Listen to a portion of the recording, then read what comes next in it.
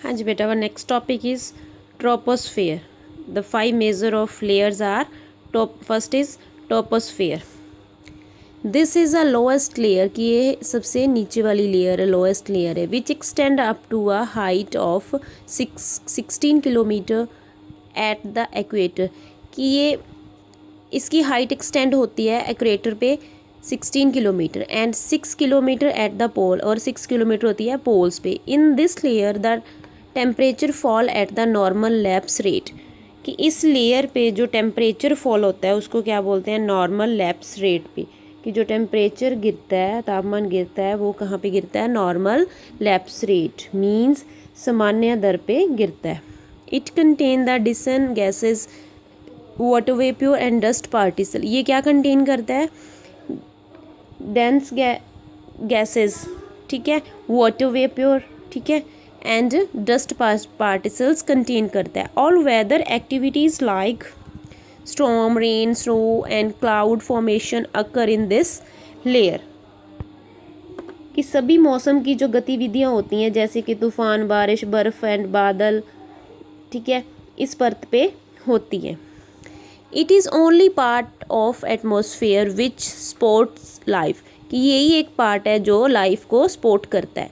Eight the outer boundary in this layer the temperature fall to -58 degree Celsius and after that it starts rising. इसमें क्या है कि ये पर्यावरण का एक एकमात्र हिस्सा है जो जीवन का एक समर्थन करता है, ठीक है। इस परत की जो बाहरी सीमा पर तापमान होता है -58 डिग्री सेल्सियस तक गिर जाता है और इसके बाद ये ऊपर उठने लगता है। This transition zone is known as a tropopause, ठीक है। जो ये ट्रांसटेशन जोन है इसको किस नाम से जानते हैं, ट्रोपोस्फेज, ओके, ट्रोपोस्फेज, अंडरस्टूड। अगर our next topic is stratosphere. The layer above the troposphere extending from the 8 kilometer to 50 kilometer is called stratosphere. Means कि ये लेयर जो टोपोस्फेयर को के एक्सटेंडिंग फ्रॉम से 8 किलोमीटर टू 50 किलोमीटर तक फैली हुई है, ठीक है। The stratosphere is always clear and dry. कि जो स्ट्राटोस्फेयर है वो हमेशा क्लियर एंड ड्राई होता है। It has only strong wind movements. कि इसमें केवल तेज़ हवाएं होती है, ठीक है। Therefore it is the best zone of flying jet planes. Means ये इसीलिए ये उड़ान जेट के लिए सबसे अच्छा क्षेत्र है, जोन है, अंडरस्टूड, ठीक है। This is stratosphere, ozone layer and troposphere. This is a earth, understood. Ozone layer का जो फिगर है ये आपके सामने, और this figure is layer of the atmosphere. की एटमॉस्फेयर की कौन कौन सी लेयर होती है उसकी फिगर है ये, ठीक है। टोपोस्फेयर हो गया, स्ट्रेटोस्फेयर, मेसोस्फेयर, थर्मोस्फेयर, एक्सोस्फेयर, ये हम आगे पढ़ेंगे, ठीक है। ये तीनों, ये दो हम पढ़ चुके हैं, understood.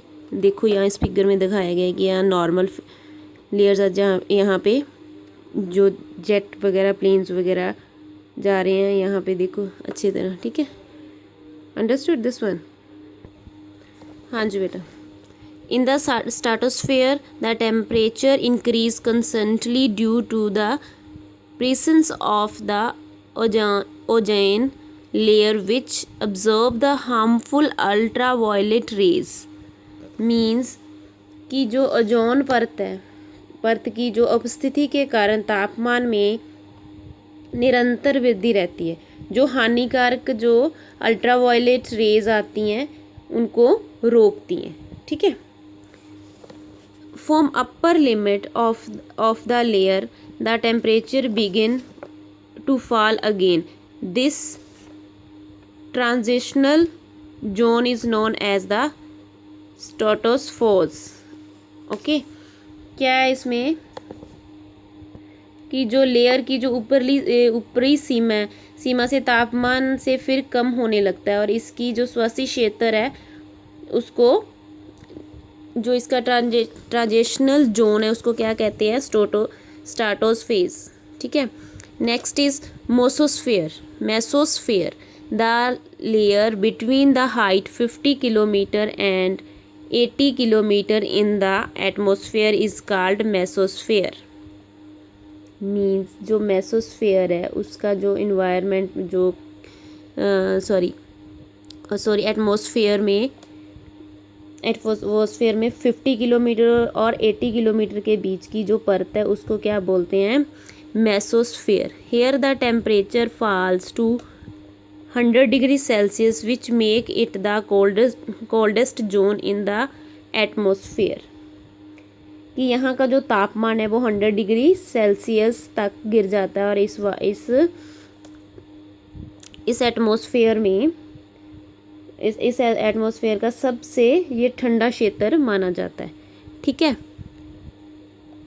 This is because of the decrease solar heating and carbon dioxide emissions. इसमें क्या है कि दिस इज़ बिकॉज ऑफ, क्यों होता है कि ये डिक्रीज ऑफ सोलर हीटिंग की डिक्रीज होती है और कार्बन डाइऑक्साइड इमिशंस होती हैं। ठीक है। Meteorites burn up in this layer. क्या होता है इसमें, मेटेओराइट्स होता है उल्कापिंड, कि यहाँ पे एक उल्कापिंड, इस परत पे उल्कापिंड जलता है। ठीक है। राइज करता है, बर्न करता है। The zone between mesosphere and thermosphere from where the temperature start increasing again is called the mesopause। Means क्या है इसमें, मेसोस्फेयर और थर्मोस्फेयर के बीच का जो क्षेत्र है जहाँ तापमान फिर से बढ़ना शुरू हो जाता है तो उसको क्या कहते हैं, मेसोस्पोज कहा जाता है। ठीक है। और next topic is thermosphere. The layer above the mesosphere is known as the thermosphere.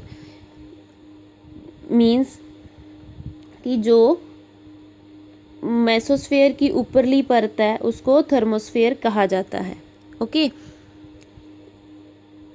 It is zone of high temperature, ये हाई टेम्परेचर का जोन है।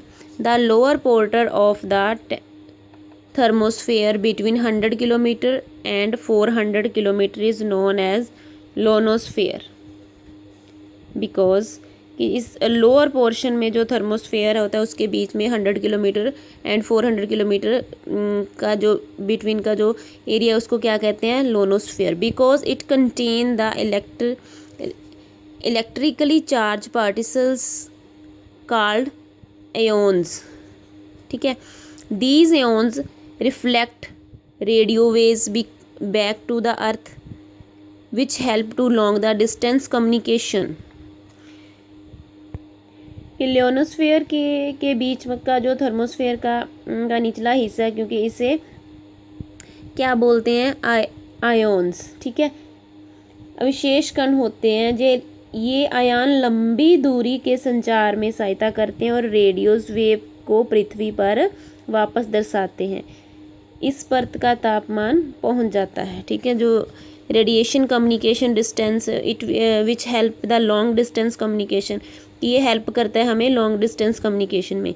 The temperature in this layer reach up to 1480 degree Celsius, कि इस layer का जो temperature है वो पहुंच जाता है कहाँ तक, 1480 डिग्री सेल्सियस। ठीक है। हाँ जी। अब नेक्स्ट टॉपिक इज एक्सोस्फेयर।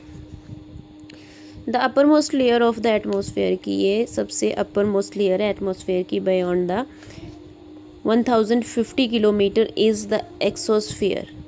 कहाँ पे है ये, बियॉन्ड द 1050 किलोमीटर पे एक्सोस्फेयर है। It gradually merge with the outer space, ये धीरे धीरे बाहरी स्थान के स्थान पर विवल हो जाता है। ठीक है। The density of the air is very low and temperature reached up to the 1650 degree Celsius. This layer has gases like helium and hydrogen that float into space from this layer। इसमें क्या है कि हवा का जो घनत्व है वो बहुत ही कम हो जाता है और तापमान कितना हो जाता है 1650 डिग्री सेल्सियस तक पहुंच जाता है। इस परत की जो हीलियम और हाइड्रोजन गैस जैसी गैसें होती हैं जो इस परत के अंतरिक्ष में जाती हैं। Understood? I hope you all will listen very carefully this video, and next topic we will do in next video. Thank you.